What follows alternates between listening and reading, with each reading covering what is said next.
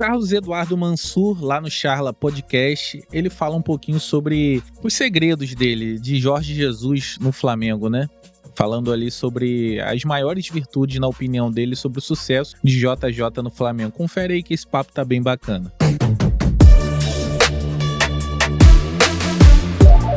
Praticado no Brasil, assim, muitos anos. Foi. Acho que sim. E assim, ali tem coisas que você não... É difícil repetir, né? Tem uma combinação de fatores muito especial ali. Ele foi muito competente, óbvio. Ele entendeu aqueles jogadores de uma maneira... Porque o elenco tinha especificidade de jogador. O Gabigol é um atacante muito específico. O Gabigol não é um ponta, o Gabigol não é um 9, mas o Gabigol é um atacante de atacador de espaço. Um diagonal. Facão, atacar espaço na área. E, aliás, talvez como poucos a gente tenha visto. Mas você precisa criar elementos. Aí você encontrar naquele time um outro atacante que o entenda daquela maneira como foi o Bruno Henrique. Casamento perfeito. Isso. Você ter naquele momento 2 laterais como Felipe Luiz e Rafinha disponíveis no mercado para voltar ao Brasil ainda num nível de jogar da maneira que jogaram. O Felipe Luiz foi encantador, até se despedir, né? Até chegar o momento dele terminar. E aí, o que eu senti em alguns momentos era a capacidade que ele conseguiu fazer com que aqueles jogadores se aproximassem, trocassem passes, combinassem, criava combinações que os times tinham muita dificuldade de decifrar. Eu não sei o que aconteceria se durasse mais tempo. Não dá pra ver. Dá pra comentar o que a gente viu. Sim. E mais, que no Brasil ninguém estava preparado para lidar com um time que pressionasse a bola daquela maneira. Ter a bola era um problemaço para os adversários. O que eu faço com isso aqui? Vem um enxame, assim, retomar essa bola rapidamente. Com isso, você tinha o Arrascaeta, por exemplo, partindo do lado esquerdo. Do lado esquerdo, como é que vai marcar o corredor? Poucas vezes precisava, porque o jogo acontecia no campo de ataque, reduziam o espaço que ele tinha que correr. O Ilharão muito bem, com uma descoberta, o Jesus, a forma de aproveitá-lo como o primeiro, né? E o Gerson alguns metros à frente, como esse meia central. Enfim, ele entendeu aqueles jogadores de uma maneira impressionante, jogadores de altíssima qualidade pro padrão brasileiro. Ele não tinha nem de perto o elenco que tem agora. O banco era de menino, né? O banco era com reposição muito abaixo, muito difícil. Cara, isso aí eu sempre falo com os amigos, com os antes aí que eu conheço.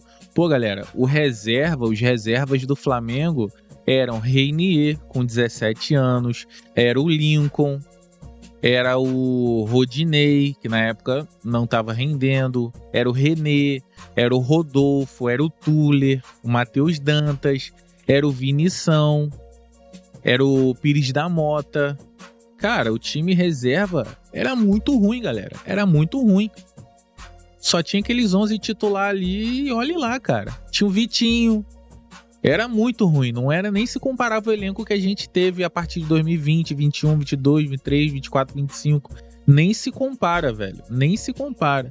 Então imagina JJ com o elenco, não os 11 titulares, o elenco que a gente tem hoje. Lincoln. Eram meninos do muito Flamengo. Lembrado por causa do lance da final do... Tem justo, coitado, mas muito lembrado pelo lance da final do Mundial, né? Enfim, e produziu um nível de futebol absolutamente encantador. Tinha horas do jogo que não era se o Flamengo ia fazer o gol, era quando, né? E era um nível, assim, e a qualidade de jogo, a beleza do jogo, era assim, difícil. E aí você junta outros fatores, né? Quando ele chega, ele tem 3 semanas de treinamento, a ponto de ele fazer o famoso amistoso do Tamal-Arão. Isso. Flamengo e Madureira na Gávea. Né? É um amistoso, porque ele teve semanas. A Copa América foi no Brasil, então o futebol brasileiro parou. E aí, no primeiro mata-mata de Copa do Brasil, o Flamengo é eliminado. O Atlético Até jogou Paranaense. bem, mas foi eliminado, o início de trabalho. E aí ele começou a ter, dali até o fim do ano, ele teve uma quantidade de jogos grande, porque no Brasil é grande, mas com algumas semanas que ele trabalhou, que ele deu uma respirada. Acho que tudo acabou concorrendo. Foi uma junção mágica, uma química que é difícil reproduzir. Perfeita. Nem sei se ele voltasse ia ser igual, mas enfim. Foi uma coisa muito, muito impressionante o que aquele time jogou. Até o enfrentamento com o melhor Klopp, o melhor Liverpool do Klopp. Foi a melhor versão do Liverpool. Era um Liverpool que terminou campeão inglês quase 20 pontos na frente do City do Guardiola naquela temporada.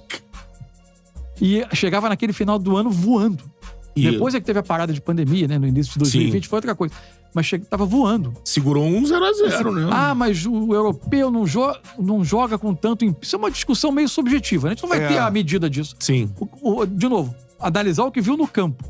No campo, o Liverpool foi melhor time que o Flamengo, lógico, gente. É a realidade do futebol atual. Acho que o Flamengo até teve um mérito ali. O Flamengo fez algumas concessões ao seu jogo para enfrentar. O Flamengo tentou atacar. O Flamengo teve um momento até de predomínio, entre aspas, na segunda metade do primeiro tempo do jogo. A grande diferença joga demais, né? O que você não via era o Flamengo chegar na área com aquele monte de jogador, né? Ou pressionar com muita gente. O Flamengo atacava com um pouco menos de gente, os laterais sempre por trás. Porque, gente, era Mané, Salah e Firmino se recuperar essa bola. Só isso. Segurar essa trinca aí, o Flamengo atacou com menos gente, entre aspas, falando de uma maneira mais didática, né? Mas teve seus momentos no jogo. Até poderia ter encontrado um gol. Não teve aquela quantidade clara de chances, mas teve jogo ali. Teve jogo. O Liverpool teve que encontrar as suas soluções. Foi melhor que o Flamengo, teve mais chances. O início do jogo, o Liverpool tem 2, 3 chances em 5 minutos, que eu falei, meu Deus...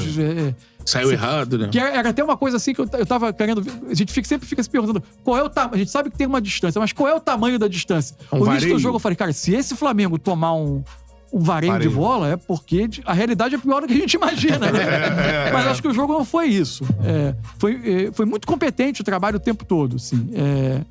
E acho que a parada pra pandemia acabou abreviando a passagem, porque aí pra ele, já no momento que ele tava de vida, teve que ficar algum tempo sozinho, depois voltou pra Portugal. Não era tão simples, né? O Brasil, com a quantidade de mortes que tava tendo, não que a Europa não tenha tido, mas...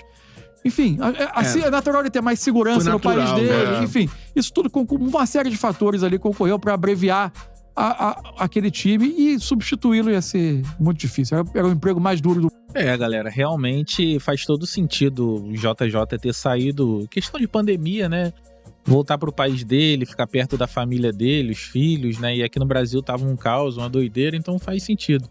A gente não sabe como seria se ele continuasse no Flamengo ou se ele voltasse.